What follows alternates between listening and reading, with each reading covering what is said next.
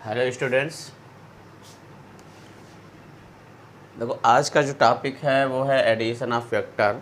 लेकिन इससे पहले हम लोगों ने जो स्टडी किया था, हम लोगों ने किया था वेक्टर एंड स्केलर क्वांटिटीज़ क्या होती है और टाइप्स इसके टाइप्स के बारे में पढ़े थे। पोजीशन वेक्टर, हमने डिस्प्लेसमेंट वेक्टर स्टडी किया, फिर डिफरेंट टाइप वेक्टर्स पढ़े, equal vector, opposite vector, null vector, unit vector, orthogonal unit vector, ये सब लोगों ने स्टडी पढ़ लिया था। आज हम उसके आगे पढ़ने वाले हैं एडिशन ऑफ वेक्टर, या इसे क्या बोलते हैं, कंपोजिशन ऑफ वेक्टर भी कहते हैं। तो देखो बच्चों, एडिशन ऑफ वेक्टर्स हम दो लॉ से कर सकते हैं।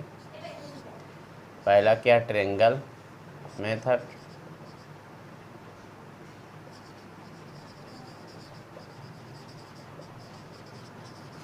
एंड सेकेंड है पैरेललोग्राम मेथड।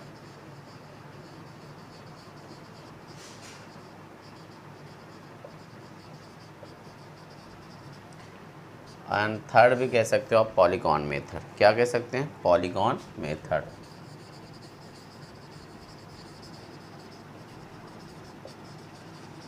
ये तीन टाइम से आप इसको क्या कर सकते हो, ऐड कर सकते हो।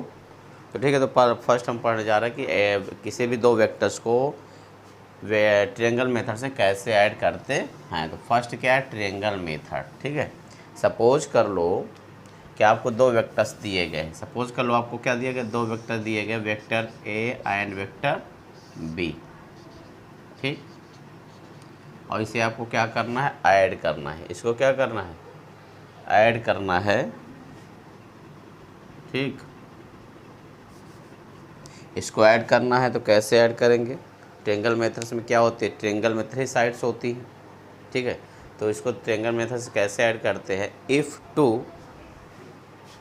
if given two vectors represent the two adjacent side of triangle, then third side of the triangle gives the resultant of its two vector। ठीक है, अब मान लीजिए सपोज दैट आपको vector A and vector B दिया गया है और इसे ट्रायंगल मेथड से आप ऐड करना चाहते हो। तो दोनों वेक्टर में से पहले किसी भी वेक्टर को ड्रा कर सकते हो दी हुई डायरेक्शन में, जिसकी जो डायरेक्शन होगी उसी। मान लिया हमने पहले वेक्टर ए को ड्रा किया, वेक्टर ए को ड्रा किया, जिस डायरेक्शन में दिया था उसी डायरेक्शन में इसको क्या कर लिया, ड्रा कर लिया। अब क्या करेंगे, इसके आगे जहाँ से देखिए, जहाँ से ये समाप्त होगा, ठीक है, वहीं से सेकंड वेक्टर के टेल को इसके हेड से क्या करते हैं, जोड़ देते हैं। उसी डायरेक्शन में जोड़ेंगे जिस डायरेक्शन में क्या है, दिया हुआ होगा। ये क्या हो गया, वेक्टर बी हो गया। अब इसके हेड को, इसके टेल को इसके हेड से क्या करेंगे, मिला देंगे, ज्वाइन कर देंगे। तो ये क्या हो जाएगा, resultant of two vectors. Resultant of two vectors को रिप्रेजेंट करते हैं आर से, तो हम इसे वी कैन राइट लिख सकते हैं, vector A plus vector B. R क्या है, रिजल्टेंट। आर क्या है, रिजल्टेंट। रिजल्टेंट का मतलब क्या है, रिजल्ट का मतलब देखो, रिजल्टेंट जो है दो वर्ड से मिलकर बना है, रिजल्ट और प्लस टैन। टैन का मतलब क्या, टैजेंट। रिजल्टेंट का मतलब क्या, टैजेंट। टैजेंट क्या बताता है, टैजेंट बताता है डायरेक्शन को, रिजल्ट क्या बताएगा, इसको मैग्नीट्यूड को, यानी दो वेक्टरों के मैग्नीट्यूड और डायरेक्शन को बताता है। जैसे vector A and vector B को जब आपने ऐड कर दिया तो इसका रिजल्टेंट क्या हुआ, R equal A plus B हो गया। वेक्टर आर इक्वल क्या हो, वेक्टर ए प्लस बी हो गया। तो जो आर है वो बता रहा इन दोनों वेक्टर का मैग्नीट्यूड एंड डायरेक्शन। ठीक है, इसे इसलिए कहा गया है इसको रिजल्टेंट, यानी रिजल्टेंट दो वर्ड से मिलकर बना है, result plus tan. Tan tan का मतलब क्या, यहाँ पे टैजेंट। किसी टैजेंट क्या होता है, डायरेक्शन को शो करता है। यहाँ पे इस तरीके से हमने दो वेक्टर को क्या कर दिया, ट्रायंगल मेथड से ऐड कर दिया। अब मान लीजिए इसको ऐसे भी ऐड किया जा सकता था। मैंने क्या, दोनों वेक्टर में से किसी वेक्टर को पहले ड्रा कर लेते। मान लो पहले आप बी को ड्रा करते हो, बी जिस गिवन डायरेक्शन में होगा उसी डायरेक्शन में बी को ड्रा कर लेंगे। और जहाँ से इसका क्या होगा, हेड समाप्त होता है, वहीं से हम क्या करते हैं, वेक्टर ए का टेल को ऐड कर देंगे उसी डायरेक्शन में। ठीक, तो ये क्या होगा, अब इसके टेल से इसको हेड को मिला दे तो क्या हो जाएगा, रिजल्टेंट आर हो जाएगा, vector A plus vector B. आप देखो दोनों ही फिगर में रिजल्टेंट का जो डायरेक्शन है वो क्या है, सेम है। इट मीन्स हम किसी को, दोनों वेक्टर में से किसी भी वेक्टर को पहले ऐड कर सकते हैं। तो हमने क्या कहा, if given two vectors draw the two adjacent side of triangle, then third side of the triangle gives the resultant of the two vectors. जो थर्ड साइड आपका ट्रायंगल होता है third side of the triangle जो होगा वो क्या करेगा, इन दोनों वेक्टर्स के रिजल्टेंट को शो करता है। ठीक है, अब देखो पैरेललोग्राम मेथड से क्या होता है, पैरेललोग्राम मेथड से देखिए एक चीज़ और होता है कि रिजल्टेंट जब आप फाइंड करेंगे तो इसका एंगल पर भी डिपेंड करता है। तो एंगल कैसे फाइंड करते हैं, एंगल अभी हम लोग बात करेंगे। जैसे मान लिया सपोज दैट यहाँ पे 2 वेक्टर्स दिया है, मान लो वेक्टर ये है और ये क्या है, वेक्टर बी है, और इनके बीच का इसे क्या करना, हमें क्या करना, vector A and vector B को प्लस करना है। और इनके बीच के एंगल मान लो क्या दे दिया गया, थीटा। इसके बीच के एंगल क्या दे दिया गया, थीटा दे दिया गया। ये क्या करना है, ये थीटा दे दिया गया। ठीक, तो यहाँ पे चलो इसकी बच्चा रिजल्टेंट में हम लोग चर्चा कर लेंगे। अभी तो हम लोग मेथड देख लेते हैं कैसे पैरेललोग्राम मेथड को ऐड किया जाता है। अब सेकंड मेथड क्या है, parallelogram method. Parallelogram method second क्या है, पैरेललोग्राम मेथड।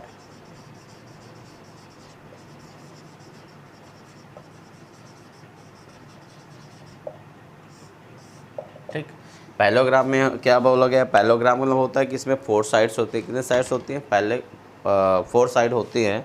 तो if given 2 vectors draw the two adjacent side of the parallelogram, then diagonals of the parallelogram gives the resultant of 2 vectors। मान लिया सपोज दैट हमने उसी फिर एग्जांपल ले लिया, मान लिया एक वेक्टर क्या है, ए है, और एक वेक्टर क्या है, बी है। ठीक, अब इसको पैरेललोग्राम मेथड से ऐड करना है। तो मैंने कहा दोनों वेक्टर में से किसी भी एक वेक्टर को क्या कर सकते हो, आप ड्रा कर सकते हो। मान लो आपने क्या किया, एक वेक्टर ए को ड्रा कर लिया, और जहाँ से वेक्टर ए समाप्त होता है वहीं से क्या करेंगे, वेक्टर बी को भी ड्रा कर लेंगे। डॉटेड लाइन से कर लिया या आप कंटिन्यूस लाइन से भी ड्रा कर सकते हो। ये क्या हो गया, वेक्टर बी हो गया। अब इसी के पैरेलल आप क्या करेंगे इधर, क्योंकि हमें क्या बनाना है, पैरेललोग्राम बनाना है। पैरेललोग्राम में क्या होता है, 4 साइड होता है। तो ये देखो हमने उसी के वेक्टर बी के पैरेलल इधर भी उसी डायरेक्शन में ड्रा कर दिया। हम किसी देखो वेक्टर को डिस्प्लेसमेंट करने पर, यानी कि यहाँ से उठाकर अगर यहाँ रखते हैं तो इसका अगर डायरेक्शन चेंज नहीं होता, ठीक है, इसके पैरेलल हम कहीं भी उठाकर रख सकते हैं। तो इसका मैग्नीट्यूड, अगर हम वेक्टर का डायरेक्शन चेंज नहीं करेंगे तो उसका मैग्नीट्यूड चेंज नहीं होता है। तो हम इसको उठाकर कहीं भी रख सकते हैं। ठीक, तो हमें क्या क्या, वेक्टर ए ड्रा कर लिया, और जहाँ से इसका क्या होता है, हेड समाप्त होता है, वहीं वेक्टर बी का क्या करते हैं, टेल को ऐड करके उसी डायरेक्शन में ड्रा करते हैं। अब देखो ए के पैरेलल एक लाइन ड्रा करो, तो ये ठीक, तो ये क्या हो जाएगा, आपका रिजल्टेंट हो जाएगा। सुनिए सॉरी, ये पैरेललोग्राम तैयार हो गया, और इसका डायगोनल्स क्या हो गया, ये इसका डायगोनल्स क्या हो गया, ये। तो ये जो डायगोनल्स होगा ये दोनों वेक्टर्स के रिजल्टेंट को शो करेगा। क्या करेगा, ये दोनों वेक्टर के रिजल्टेंट को शो करेगा। बच्चों ध्यान दो, ये वेक्टर ए है तो ये भी वेक्टर ए है, और ये वेक्टर बी है तो ये भी वेक्टर क्या होगा, बी होगा। ठीक, और यहाँ पे जो इसका डायगोनल्स होगा पैरेललोग्राम का वो क्या शो करेगा, रिजल्टेंट ऑफ 2 गिवन वेक्टर, यानी ए और बी का ये रिजल्टेंट को रिप्रेजेंट करता है यहाँ पे। ठीक, तो ये हो गया पैरेललोग्राम मेथड से किस तरह से ऐड करते हैं। अगर हम मान लिया सपोज दैट आपको पहले बी वेक्टर को ड्रा करना है, तो आप लोग जिस डायरेक्शन में दिया है उस डायरेक्शन में ड्रा कर लीजिए बी को। अब जहाँ से क्या होगा, बी समाप्त होता है वहीं से हम क्या करते हैं, वेक्टर ए के टेल को ऐड कर देते हैं। ये वेक्टर टे का क्या हो गया, ए को ऐड कर देते हैं। अब क्या करें, बी के पैरेलल एक लाइन इधर ड्रा करो, और ए के पैरेलल एक लाइन इधर ड्रा करो। ठीक, तो ये जो होगा इनका डायगोनल्स, पैरेललोग्राम का डायगोनल्स जो होगा वो हो जाएगा vector A and vector B का रिजल्टेंट। ये क्या होगा, vector A and vector B का रिजल्टेंट आ गया। ठीक है, वेक्टर आर, दोनों वेक्टर के रिजल्टेंट को हम लोग किससे शो करते हैं, आर से रिप्रेजेंट करते हैं। तो पैरेललोग्राम मेथड से इसको ऐड कर लेते हैं। ठीक, पहले हम रिजल्टेंट पढ़ेंगे, तब उसके बाद पॉलीगॉन मेथड आपको बताएंगे किस तरह से पॉलीगॉन मेथड में ऐड करते हैं। रिजल्टेंट ऑफ 2 वेक्टर्स, देखो resultant of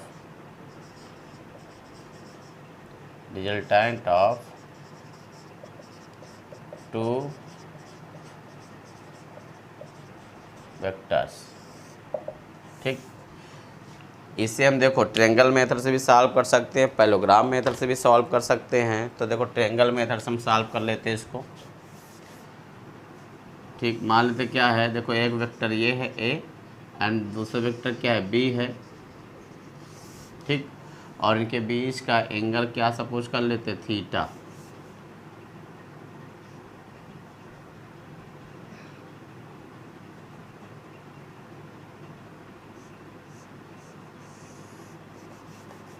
vector A and vector B का जो रिजल्टेंट होगा वो होगा R vector equal vector A plus vector B. Suppose कर लो कि यहाँ पे देखो इसको आगे की ओर ड्रा करते हैं, परपेंडिकुलर लाइन ड्रा करेंगे। यहाँ पे ये एंगल क्या है थीटा। क्या है एंगल यहाँ पे थीटा।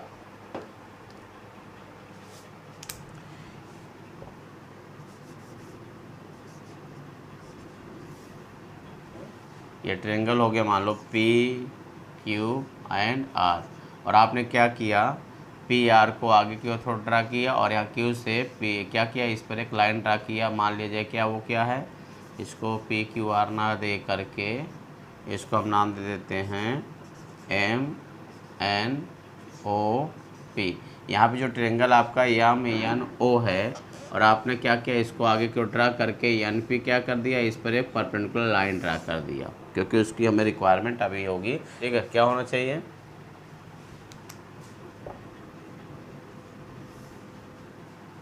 तो यहाँ पे देखो हमें क्या करना है पाइथागोरस थ्योरम यूज करने के लिए हमें ये साइड चाहिए और ये साइड चाहिए और ये साइड चाहिए। ठीक, तो ये साइड क्या हो जाएगी in right angle triangle N O P right angle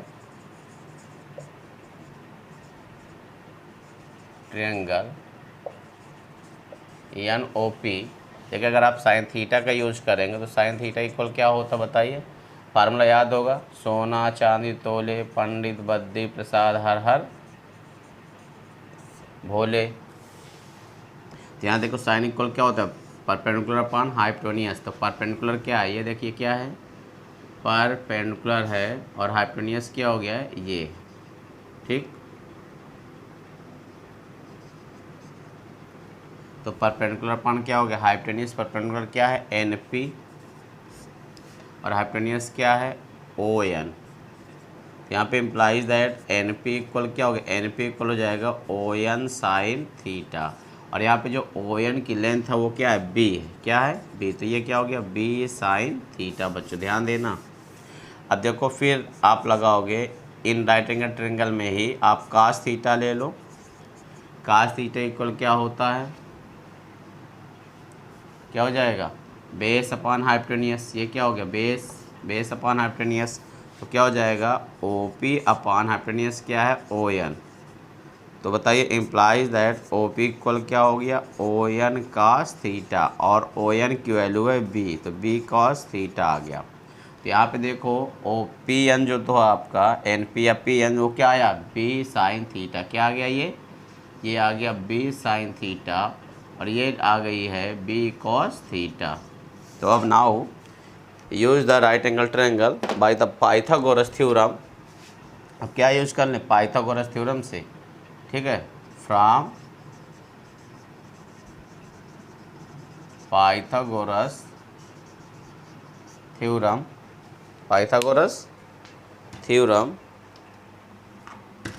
क्या होगा देखो पाइथागोरस थ्योरम क्या होता है square of the hypotenuse equal square of the base square plus perpendicular, यानी क्या हो जाएगा O M N square equal M P square plus P N या एन पी स्क्वायर। क्लियर, इतना क्या होता है square of the hypotenuse is equal to the square of the sum of the square of the two other sides. तो M N देखो M N की value क्या हो जाएगी यहाँ पे एम एन की वैल्यू तो हो जाएगी आर। यहाँ से एम से एन तक का जो डिस्टेंस है वो क्या है आर है, तो आर स्क्वायर। और MP को आप तोड़ सकते हैं, MP को ब्रेक कर सकते हैं दो पार्ट में, OM या MO प्लस OP का स्क्वायर। अभी हम इसको यहाँ मैंने स्क्वायर ही रहने देते हैं, ये इधर का स्क्वायर हटा के इधर क्या लगा सकते हो आप, चलिए बाद में कर लेंगे। अच्छा, MO plus OP square plus NP square. ठीक, यहाँ पे देखो MN स्क्वायर इक्वल, इसको हम क्या लिख सकते हैं, A plus B to the power 2 का फार्मूला लगाओ तो क्या हो जाएगा, square of the first step plus square of the second step plus 2 into first step into second step plus NP square. Clear है बच्चों इतना। अब देखो यहाँ पे MN की जो वैल्यू है, M और N की जो डिस्टेंस है वो क्या है, R है, तो हमने यहाँ पे क्या लिख दिया, R का स्क्वायर। और M से O तक का डिस्टेंस क्या है, A, तो यहाँ पे क्या हो जाएगा, MO तक का डिस्टेंस क्या है, A, तो A स्क्वायर प्लस O से P तक का डिस्टेंस क्या है, B cos थीटा, तो यहाँ पे क्या हो जाएगा, B cos theta square plus 2MO की वैल्यू A और OP की वैल्यू क्या होगी, B cos theta plus NP की वैल्यू होगी B sin theta to the power 2। ठीक है, R स्क्वायर इक्वल हो गया A square plus B square का square theta plus 2AB cos theta. यहाँ पे देखो बच्चों एक बार ध्यान दो, मैं यहाँ पे क्या कर रहा हूँ, इसको और इसको पास में ले रहा हूँ, और यहाँ पे B स्क्वायर का स्क्वायर थीटा होगा, यहाँ पे B square sine square theta होगा, तो B स्क्वायर यहाँ पे कॉमन हो जाएगा, तो ये हो जाएगा का स्क्वायर थीटा प्लस क्या होगा, sine square theta plus 2AB cos theta.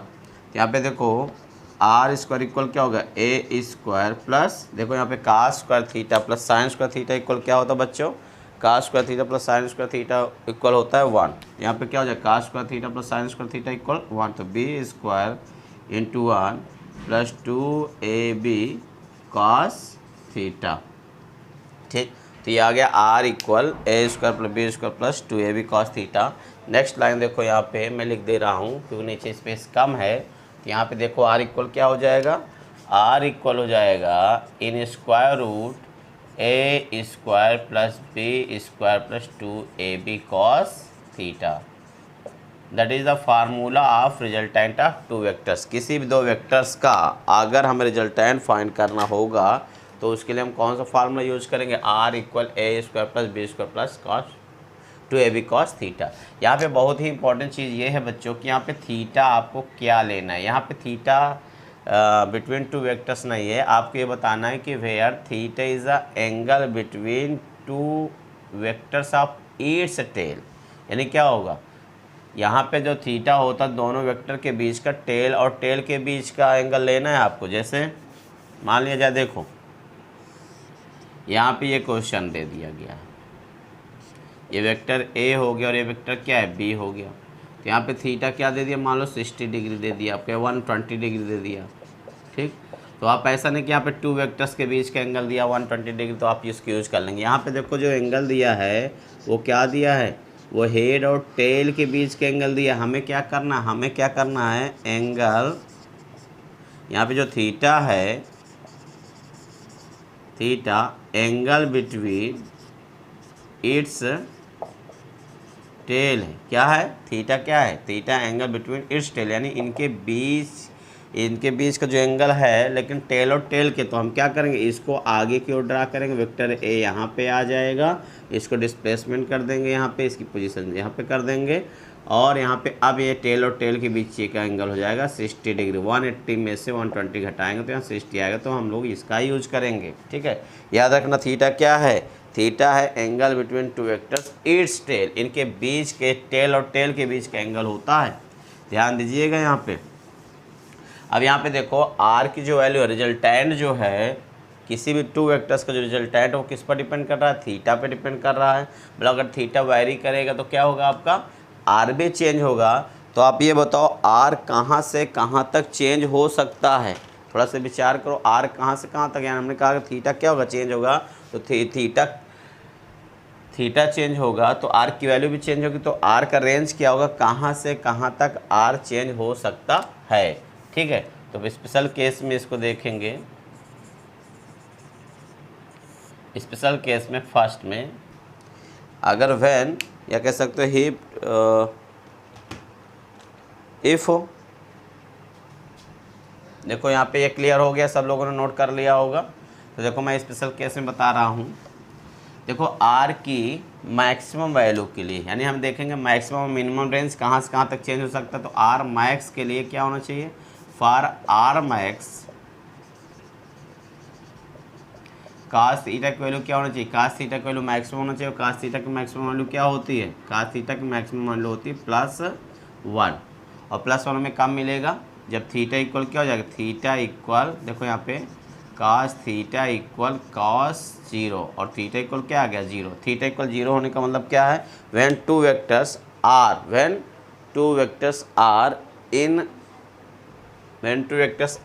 acting in a same direction, when two vectors are same direction then resultant is maximum। ठीक, तो इस फार्मूला में अगर हम क्या करें, कास थीटा की वैल्यू 1 रख दें तो हमें क्या मिलेगा, R equal a² + b² + 2ab। Cos theta की वैल्यू क्या हो जाएगा, यहाँ पे कास थीटा की वैल्यू 1 हो जाएगा तो 1 रखेंगे, तो ये क्या बन गया, a² + b² + 2ab, और r इक्वल हो जाएगा a + b, और यही r के क्या हो जाएगी, मैक्सिमम वैल्यू हो जाएगी। क्या हो जाएगी r की, यही मैक्सिमम हो जाएगी। बच्चों r की मैक्सिमम वैल्यू क्या होगी, जब two vectors are acting in a same direction, जब दो वेक्टर सेम डायरेक्शन में काम कर रहे होंगे तो उनका जो रिजल्टेंट होगा वो क्या होगा, मैक्सिमम होगा। जैसे मान लो देखो एग्जांपल, ये वेक्टर a है और ये वेक्टर क्या है, b है, और दोनों वेक्टर क्या है, सेम डायरेक्शन में वर्क कर रहे हैं, तो इनका जो जब सेम डायरेक्शन में होगा तो इनका क्या कर लेते हैं, डायरेक्ट ऐड करेंगे तो इनका रिजल्टेंट जो होगा r इक्वल a + b हो जाएगा। क्या हो जाएगा, r इक्वल a + b, ये क्या हो जाएगा, मैक्सिमम वैल्यू हो जाएगी बेटा। ठीक है, इन दो वेक्टर्स जब सेम डायरेक्शन में होंगे तो उसकी वैल्यू क्या हो जाएगी, मैक्सिमम हो जाएगी। अब देखो स्पेशल केस सेकेंड, अब हमें देखना कि आर की मिनिमम वैल्यू क्या होगी, क्योंकि रेंज देखना है ना मैक्सिमम से मिनिमम तक। तो मैक्सिमम वैल्यू होगी आर की क्या, a + b, ऐड कर लेंगे। अब सेकेंड क्या है, मिनिमम वैल्यू के लिए फॉर आर मिनिमम, जब आर की वैल्यू मिनिमम होगी तो आर की मिनिमम वैल्यू क्या होगी, तो आर की मिनिमम वैल्यू होगी, आर की मिनिमम वैल्यू तब होगी जब कास थीटा की वैल्यू मिनिमम होगी। तो कास थीटा की मिनिमम वैल्यू क्या होती है, कास थीटा की मिनिमम वैल्यू क्या होती है, -1 होता है। तो यहाँ पे थीटा कितना हो जाएगा, कास 180 डिग्री की वैल्यू होती है -1, तो कास कैंसिल हो जाएगा, थीटा इक्वल क्या आया, 180 डिग्री आ गया। यानी 180 डिग्री का मतलब क्या होता है, when two vectors are acting in opposite direction, यहाँ पे देखो vector a and vector b क्या है, अपोजिट डायरेक्शन में है, तो क्या होगा, देखो वेक्टर ये a हो गया और जहाँ से इसका हेड समाप्त होता है वहीं से वेक्टर b को ऐड करेंगे तो ये क्या हो गया, वेक्टर b हो गया।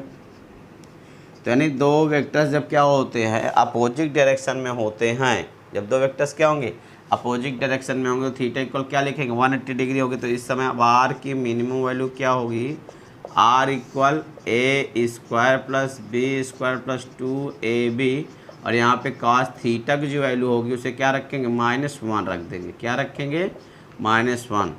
तो ये क्या हो जाएगा, a² + b² - 2ab, क्यों, क्योंकि प्लस माइनस का माइनस यहाँ हो जाएगा, तो आर मिनिमम इक्वल हो जाएगा इन √a - b⁴ क्या आ गया, 2 आ गया। तो आर मिनिमम इक्वल हो जाएगा बेटा a - b। तो आर मिनिमम की वैल्यू क्या होगी, when two vectors are in opposite direction then resultant of two vectors is equal to the difference of two vectors. अगर दो वेक्टर क्या होंगे, डिफरेंस कंडीशन में होंगे, यानी अपोजिट डायरेक्शन में होंगे, तो उनका जो रिजल्टेंट आएगा वो a - b के इक्वल होगा, और ये क्या होगा, मिनिमम वैल्यू होगी। तो r की रेंज क्या हो गई, a- से a + b तक r की वैल्यू हो गई। इसे ध्यान दीजिएगा। ठीक है, तो यहाँ पे नोट करना, नोट में क्या आया कि जो r का यानी r रिजल्टेंट का जो रेंज आया वो क्या होगा, या तो a - b, क्या होगा, a - b से क्या होगा, ज़्यादा होगा, या इसका क्या होगा, इक्वल होगा, और a + b से क्या होगा, a + b से क्या होगा, कम होगा, a + b से कम होगा या इसके क्या होगा इक्वल होगा, तो ये क्या होगा रेंज का आ गया, क्या आ गया ये रेंज ऑफ रिजल्टेंट आ गया, रेंज ऑफ रिजल्टेंट की आर की वैल्यू यहाँ से यहाँ तक बदल सकती है। कभी कभी एग्जाम पूछता है कि इसकी रेंज क्या होगी, तो आप बता सकते हो कि आर का जो रेंज होता है a-b से a+b तक होगा। अगर इसे वेक्टर फॉर्म में लिखना चाहते हो, देखो एक चीज़ और बता दें, यहाँ पे जो डिफरेंस है इसे नहीं लिखना चाहिए, यहाँ पर सही तरीका ये है कि इसको लिखना चाहिए a डिफरेंस b। क्यों? क्योंकि जब मैग्नीट्यूड फॉर्म में होता है, जो मैग्नीट्यूड, ठीक है, तो ये निगेटिव नहीं हो सकता मैग्नीट्यूड फॉर्म में। तो कहने का मतलब ये है कि इसमें से जो बड़ा होगा, यानी जो वेक्टर बड़ा होगा, डिफरेंस का मतलब क्या, जैसे बी वेक्टर बड़ा होगा तो ए को क्या करेंगे, माइनस करेंगे, और ए में से अगर क्या होगा ए बड़ा होगा तो बी को माइनस कर देंगे। तो डिफरेंस का मतलब ये होता है जो बड़ा होगा उससे छोटे वाले को माइनस करना है, ठीक। अब यहाँ पे देखो इसे वेक्टर फॉर्म में लिखा जाए तो क्या लिख सकते हैं, vector A difference mod vector B, और आर को हम लिख सकते हैं क्या, vector A plus vector B less than vector A plus vector B. ये वेक्टर फॉर्म में इसका रेंज होगा, क्या हो जाएगा, ये वेक्टर फॉर्म में इसका रेंज हो जाएगा बच्चों। तो आज हम लोगों ने पढ़ा रिजल्टेंट ऑफ टू वेक्टर्स कैसे फाइंड करते हैं और इसके स्पेशल केस क्या थे। याद कर लो कि टू वेक्टर्स के वैल्यू, टू वेक्टर का रिजल्टेंट तब मैक्सिमम होता है जब दो वेक्टर सेम डायरेक्शन में होते हैं, और टू वेक्टर्स का रिजल्टेंट तब मिनिमम होता है जब दो वेक्टर्स क्या होते हैं, अपोजिट डायरेक्शन में होता है। अगर मान लिया सेम डायरेक्शन में तो उसे डायरेक्ट प्लस कर दो, अपोजिट डायरेक्शन में हो तो उसे क्या करते हैं, डायरेक्ट माइनस कर लेते हैं, ठीक।